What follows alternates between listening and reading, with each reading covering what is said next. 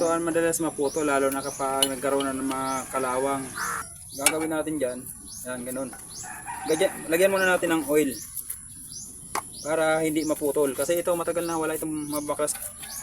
Kaya ang gagawin natin ito, huwag muna natin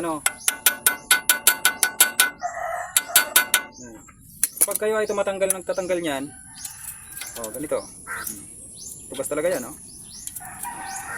ganon-ganon nyo muna mga kaibigan, ganon-ganon nyo muna. Kasi yung natin, yung bakal at saka yung aluminum, nakukompress din yan. Yan ganon. Pag medyo matigas, huwag nyo munang ituloy. Balik nyo lang. Balik nyo muna. Balik nyo. Pag tumigas, balik. Lagay naman ng oil. Tapos, higpit muna. Pahigpit muna. Tapos, balik na naman. Yan. Yun. Diba?